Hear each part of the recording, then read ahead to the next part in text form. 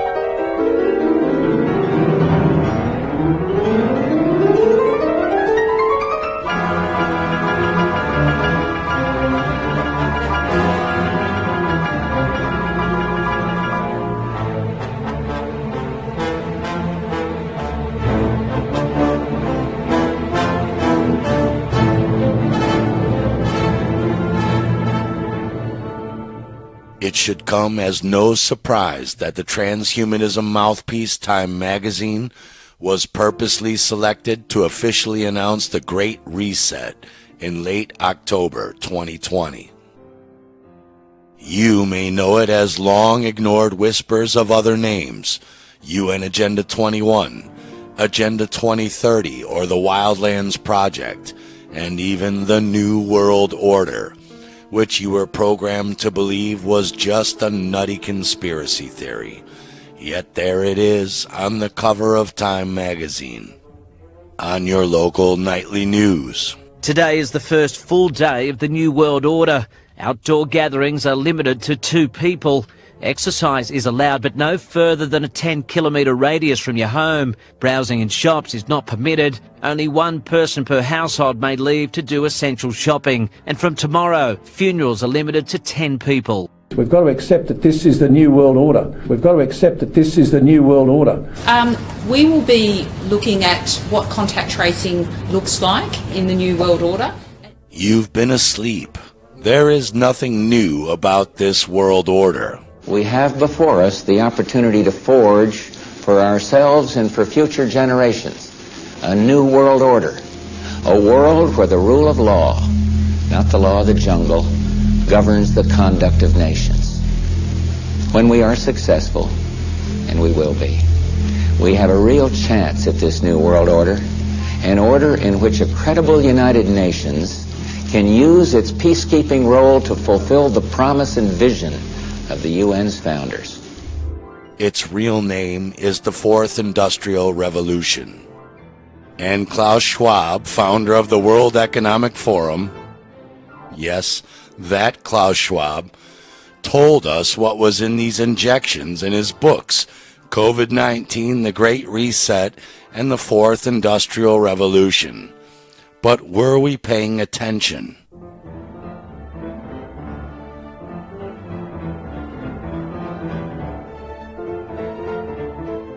In this book, he states that the future will challenge our understanding of what it means to be human from both a biological and a social standpoint, meaning the vaccinated will not be the same species as current biological humans, which we will cover shortly. Schwab states that the tools of the Fourth Industrial Revolution enable new forms of surveillance and other means of control that run counter to healthy, open societies. So we will not have a healthy, open society. We will be mind-controlled slaves. Schwab says, at least in this mind-controlled society, public crime is likely to decrease due to the convergence of biometric sensors injected inside of the body, cameras, AI, and facial recognition software, like they already have in China. They called this next part pre-crime in the film Minority Report, where you are guilty if they think you might commit a crime, whether you actually commit one or not. Schwab says, as capabilities in this area improve, the temptation for law enforcement agencies and courts to use techniques to determine the likelihood of criminal activity and to assess guilt or even possibly retrieve memories directly from people's brains will increase. Do you know of a technology that can retrieve people's memories? Well, they're putting it into people right now. He says even crossing a national border might one day involve a detailed brain scan to assess an individual's security risk. Imagine a world without murder. I lost my best friend. I lost my aunt. I lost my dad. I lost my father. I lost my wife. Just 6 years ago, the homicide rate in this country had reached epidemic proportions. It seemed that only a miracle could stop the bloodshed. Within just 1 month under the pre-crime program, the murder rate in the District of Columbia was reduced 90%. They were going to be waiting for me in the car. He was going to rape me. I was going to be stabbed. Right here. Within a year, pre-crime effectively stopped murder in our nation's capital. In the 6 years we've been conducting our little experiment, there hasn't been a single murder. And now pre-crime can work for you. We want to make absolutely certain that every American can bank on the utter infallibility of this system, and to ensure that what keeps us safe will also keep us free. Schwab describes how these technologies can intrude into the hitherto private space of our minds, reading our thoughts and influencing our behavior. It might surprise you to learn that this technology is not new. It has been around since at least 1964, nearly 60 years ago. Electronic mind control research is not new. A scientific milestone in this area came in the 1960s when Dr. Jose Delgado demonstrated remote control over a charging bull. By connecting a radio antenna to electrodes inserted into the bull's brain, Delgado proved that the animal's aggressive impulses could be thwarted by electronically manipulating the bull's muscle reflexes. Do you realize the fantastic possibilities if from the outside we could modify the inside? Could we give messages to the inside? But the beauty is that now we are not using electrodes. Could we give messages to the inside? But the beauty is that now we are not using electrodes. In recent years, Delgado has shown that the behavior of monkeys can be altered using low-power, pulsating magnetic fields. But in these experiments, there were no antenna implants. Any function in the brain, emotions, intellect, personality, well, could be perhaps modified by this non-invasive technology. Delgado's research has so far been limited to animals. But in the Soviet Union, a radio frequency, or RF device, has been used for over 30 years to manipulate the moods of mental patients.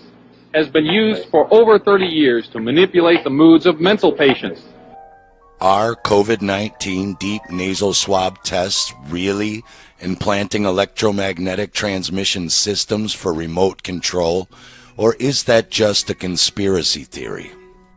Why would a cotton mucus nasal test swab need to be so highly radioactive that it sets off danger level alarms, or even radioactive at all? Why would it need to be shoved all the way down your head when a saliva sample would do just fine? And why are they instructed to twist and twist and twist them around inside of you? The big pharma government-controlled media is trying to brainwash the ignorant masses into believing that COVID-19 is the only reason you would possibly lose your sense of taste and smell during flu season.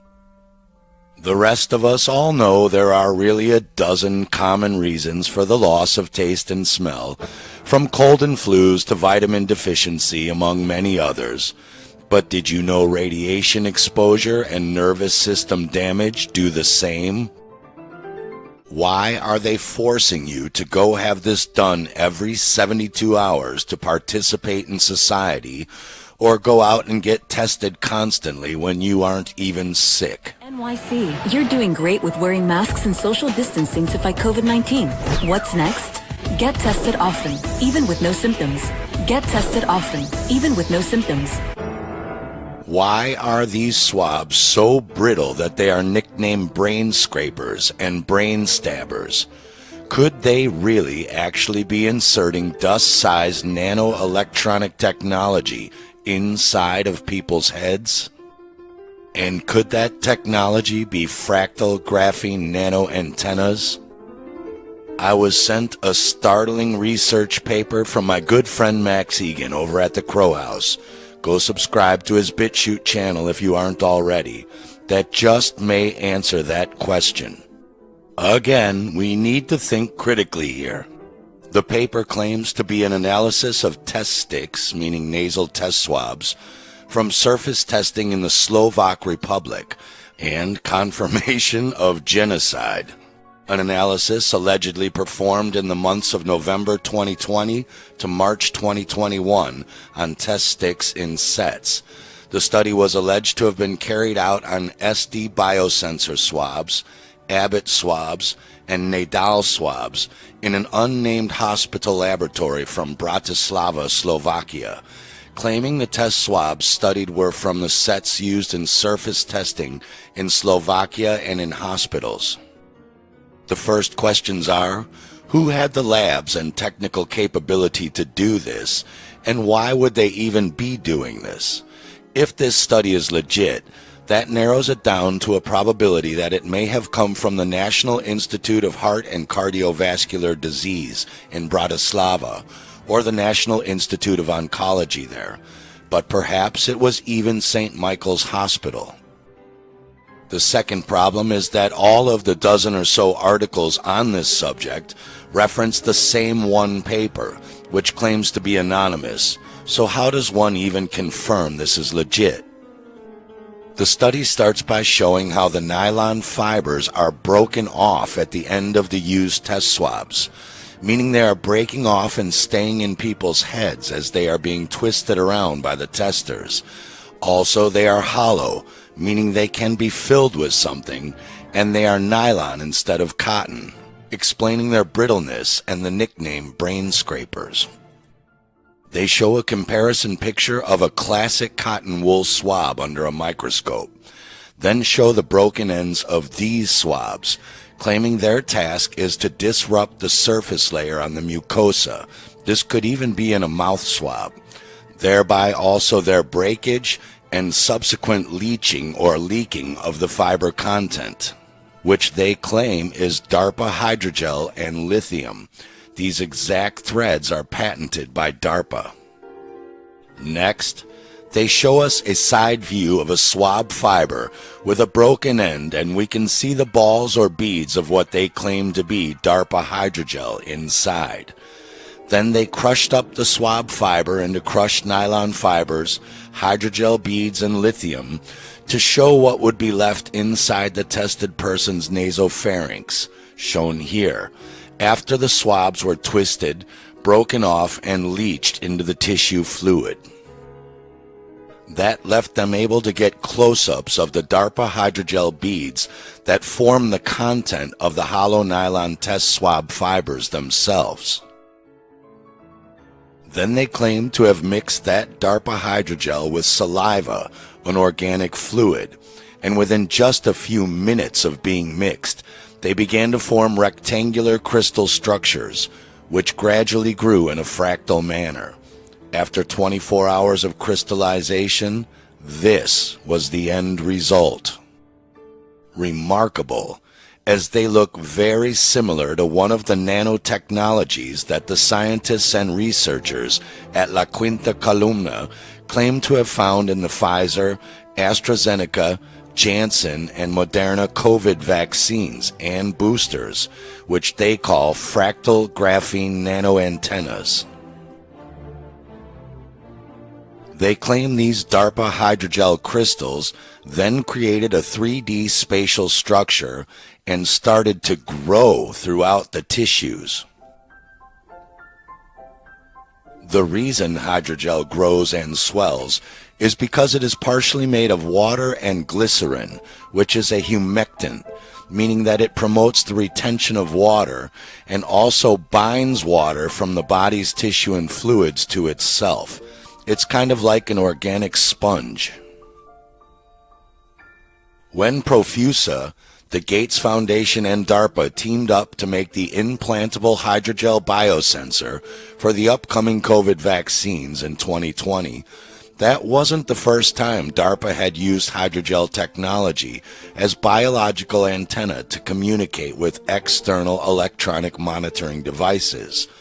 DARPA and Profusa had already been working on it since 2016 to be used in LUMI for monitoring biochemistry and oxygen levels in soldiers' body tissue. Hello, I'm Colonel Matt Hepburn. I'm a program manager in the Biological Technologies Office at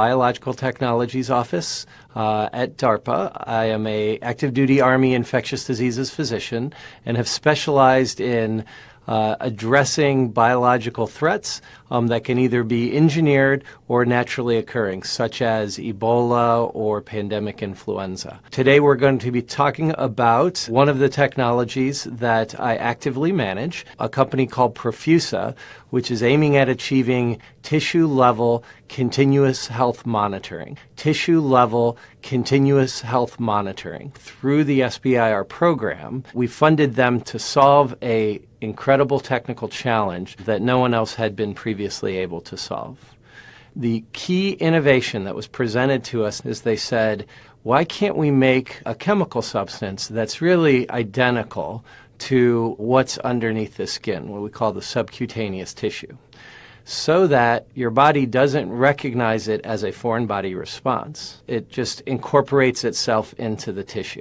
And we have a lot of examples now where a sensor put right underneath the skin can sense things like oxygen and other chemicals that are very important to our metabolism. And not just sense that for a day or a week or even a month, but we imagine that sensing these parameters can go on for a period of years. One of the most important applications to us is so that we can improve the health of our worldwide deployed military force. We feel a strong sense of obligation that if we're going to ask somebody to be deployed and to carry out their mission, that we want to keep them healthy. And this technology will give us a way to monitor if someone is getting sick. We imagine that we would be able to sense that very early and therefore prevent them from getting sick and prevent their complications, allow them to stay healthy and continue to carry out their mission.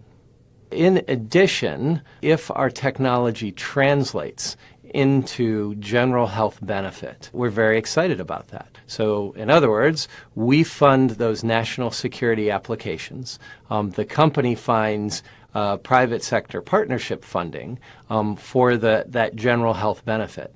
And we see it as really a win-win as this technology develops. The paper goes on to show DARPA hydrogel crystals growing under the microscope in the direction of the magnetic field. But they don't say what magnetic field or how they know. They claim that once inserted into the human nasopharynx with a swab, the crystals grow toward the pineal gland due to its local magnetic field being stronger than the Earth's external magnetic field. It is true that the pineal gland both floats in and contains iron oxide magnetite crystals, and studies have been done showing how external magnetic fields coupled with pulsing electric currents can stop the pineal gland from producing melatonin, which this injected technology, 4G and 5G, can definitely do. Is it really just a coincidence that Europe's largest 3D software company, Dassault Systems, has an ad telling us to get prepared for the fourth industrial revolution, showing a machine in a guy's head exactly where the human pineal gland is located? Melatonin connects and syncs us and our biological rhythms with the natural rhythms of our surrounding environment and is vital to our existence. Next, they show us the natural crystallization of saliva without DARPA hydrogel.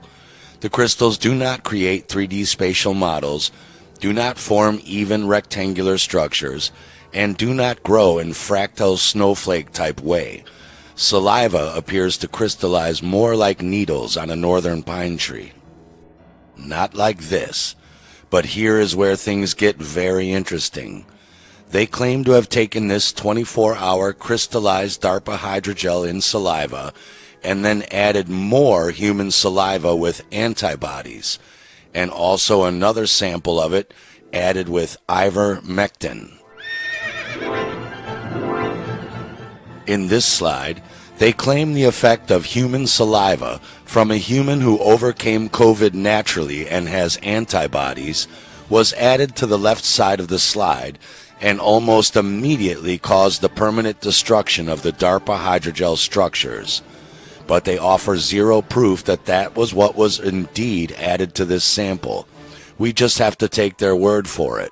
Whatever they added, it certainly destroyed those structures.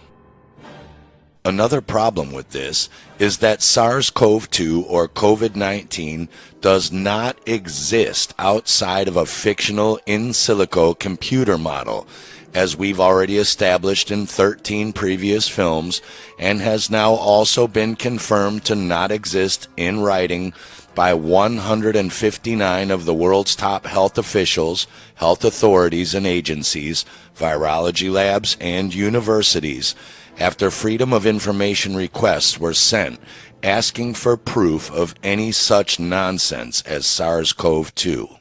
Even the mighty U.S. Center for Disease Control openly admits that their PCR test does not look for and cannot detect SARS-CoV-2 because they have possession of no such thing outside of a theoretical computer model.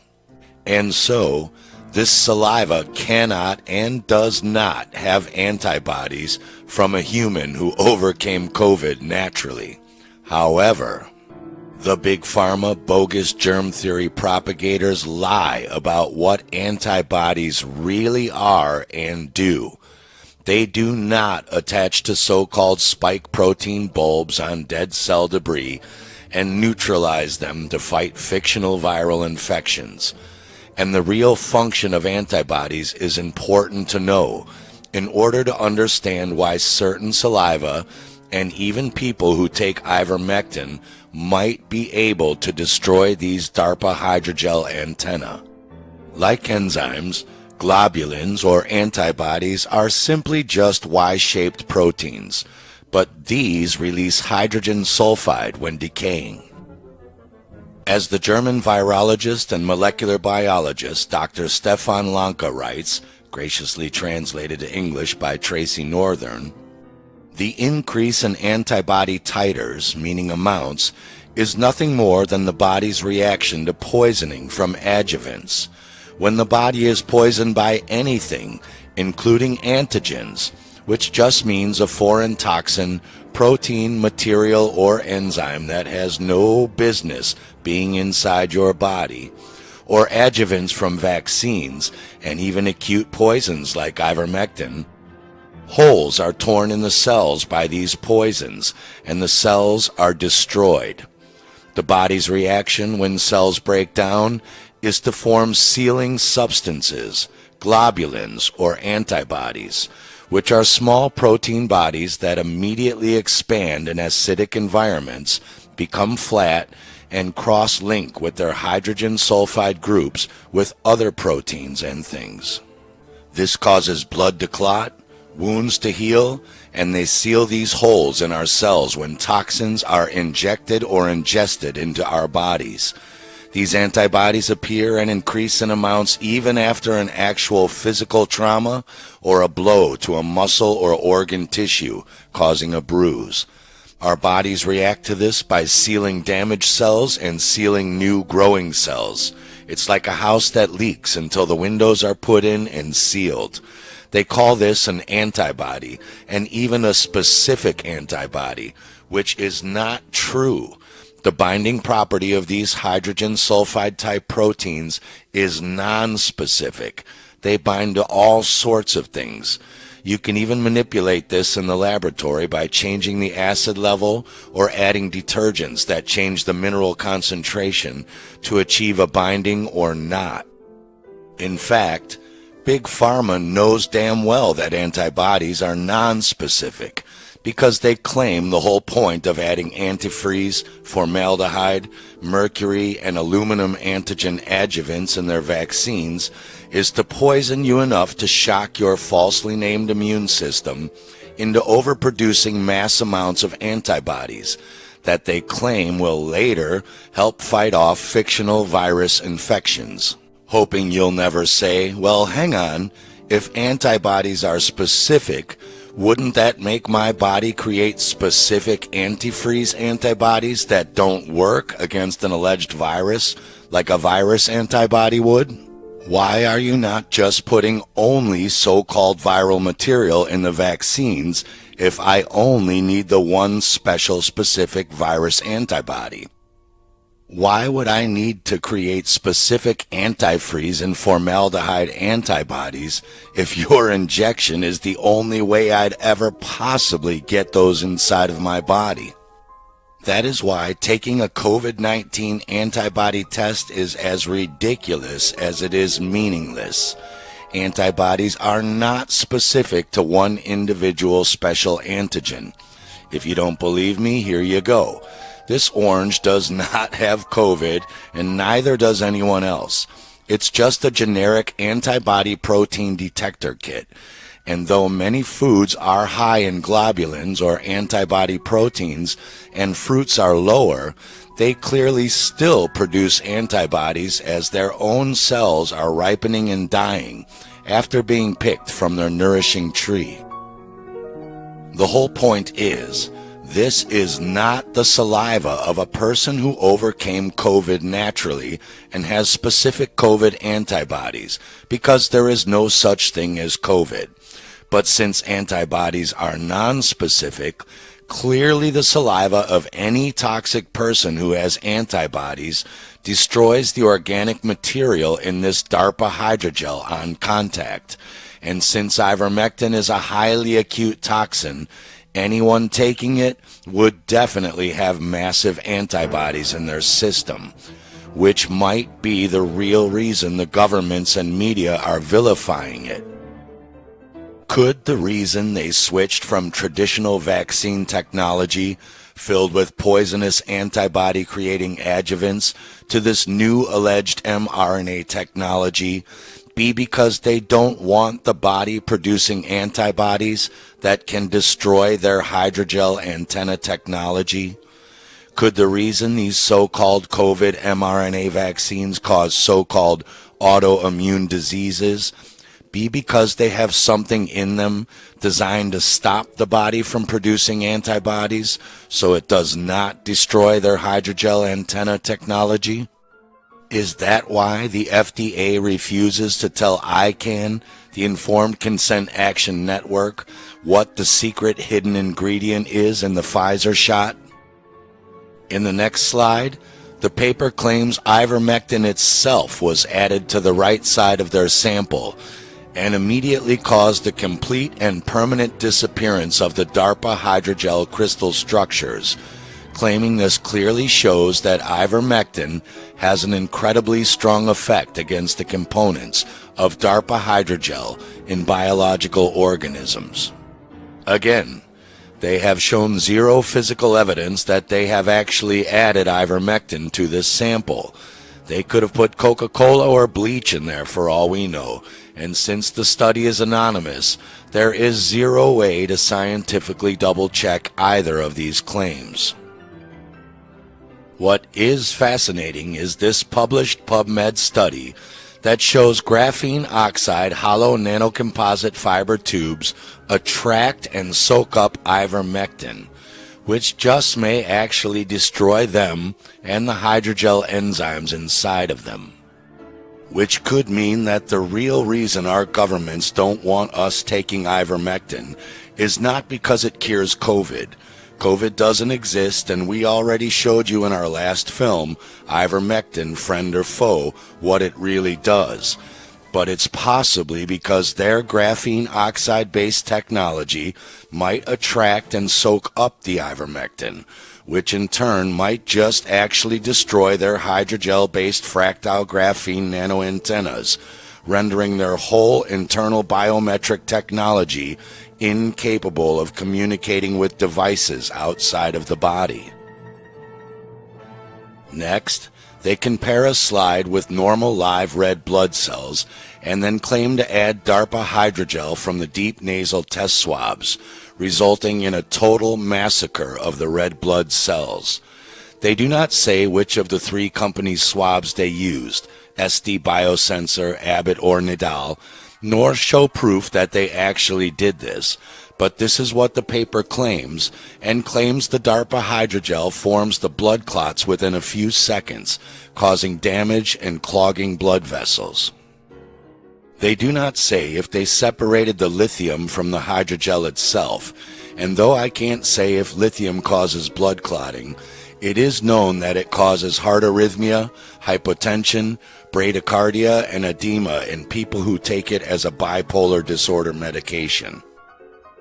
A research paper on PubMed was looking into lithium as a potential treatment drug for COVID-19, but they ditched it, concluding that the treatment with lithium requires continuous monitoring of its serum levels in order to prevent acute toxicity and long-term side effects, most notably the kidney and thyroid, so you probably don't want this shoved deep up your nose. But the question is, why would they be shoving lithium deep up your nose? In the bizarre summary, the paper cites other research papers, saying after spawning a mixture of nylon fiber fragments, DARPA hydrogel remains on the nasal mucosa under the pituitary and pineal glands along with lithium. This mixture immediately reacts with living structures to form crystals that are directionally orientated toward the pineal gland, which has its own electromagnetic field. The shape of the crystals determines the type of hydrogel used. The crystals are conductive due to the lithium contained in it. The crystals can receive the signal from the transmitter to the cell and transmit signals from the cell to the transmitter. They are actually nanoantennas. Lithium is an element that does not occur naturally in humans. It is highly toxic to the pineal gland. In low doses, it blocks the pineal gland, and in higher doses, it can completely destroy it. The pineal gland produces serotonin, a hormone of happiness, and controls human biorhythms. It is crucial for higher brain activity, creativity, foresight, sixth sense, and for social interactions of man, especially with nature. In other words, the pineal gland is what makes us all human, and thus it is the arch enemy of the Fourth Industrial Revolution's goal to turn mankind into hive-minded, transhuman, remote-controlled zombie flesh robots. Half the population is there already and aren't even transhumans yet. They reference a DARPA study that shows DARPA hydrogel is an artificial substance that creates a converter between the electromagnetic signal and a living cell, tissue, or organ that converts an electromagnetic signal from an external transmitter to a signal which a living cell understands and responds to. They were able to control grasshoppers and beetles after hydrogel was injected into the nerve structures, and they were then controllable via radio signals. It is understandable if all of this sounds a little too crazy for you, but you had better wake up. The head of the world's most powerful economic banking think tank did not spend hundreds of hours researching and writing 2 joke books about how this will work. Nor did the World Economic Forum spend thousands of hours planning and creating a meticulously detailed interactive website showing exactly how global governance, corporate governance, blockchain, a new digital economy and digital society, a new financial and monetary system brought in via the fake COVID-19 Trojan horse, and dozens of other schemes will all work and connect to every single thing in this fourth industrial technocratic revolution as some kind of a practical joke. The Great Reset is happening, whether you hide your head in the sand or not. Destroying the pineal gland with lithium and inserting hydrogel antenna into the head with deep nasal swabs is one thing. But how do you hook an entire human being up to the 5G smart grid as a complete monitorable and controllable biological robot? Ricardo Delgado, the founder of La Quinta Columna, and his scientific team explain what they have found to us. The information provided on their website, laquintacolumna.net, is a synopsis of more than 20,000 hours of research working with a multidisciplinary group of scientists after the scientific discoveries in Dr. Pablo Compra's final technical report, which provides undeniable conclusive evidence of the presence of reduced graphene oxide in samples of the so-called vaccines produced by AstraZeneca, Moderna, Pfizer, and Janssen. Their research emerges from both scientific analysis of the materials and observational evidence. His scientific team points out that the technocrats behind the Fourth Industrial Revolution transhumanism agenda have taken advantage of the general ignorance and lack of knowledge of not just the general public, but also the medical and health community regarding matters such as nanotechnology to carry out this sinister plan of what they call UN Agenda 2030, which is just the first target milestone of UN Agenda 21 for the entire 21st century, the duration of the current modern eddy grand solar minimum, the regular cyclical 100-year ice ages that will change this world beyond recognition by its finish around the decade of 2090. Once again, Time magazine cryptically spilled the beans for those paying attention as to why Bill Gates and the billionaires are buying up all of the desert land in the western United States and building farms there. Of all the things in the world to build in a desert where crops can't currently grow, just around the 33rd parallel. And Time also showed why China and the elites are pumping trillions of dollars into building infrastructure in the useless deserts of the Sahel region of Africa, also around the 33rd parallel. Yes, that 33rd. Because they know the record rainfall landing there now is going to make those deserts the new fertile food-growing breadbaskets during the grand solar minimum, just as it always has been like clockwork during the previous grand solar minimums when it was the breadbasket of the Roman Empire. And it's no accident the Sahara Desert is scattered with hundreds of fairly recent, highly advanced ruins sticking out of the sand. And they do not want us migrating there, so they need to monitor and control us. Have you ever wondered why the governments don't seem to care that they are flooding Europe and Scandinavia with migrants from Northern Africa? They are purposely moving them out of Northern Africa since that area is going to be thriving after 2030. That's why Gaddafi had to go. He was stopping the North African migrants from coming into Europe. The Kalergi plan is yet another clever smokescreen and diversion from the real Agenda 21. The elites don't give a shit how the races mix in soon starving Europe, because the elites won't be in Europe. They'll be in thriving Northern Africa. They're telling you on the cover of Time magazine, but you haven't been paying attention. All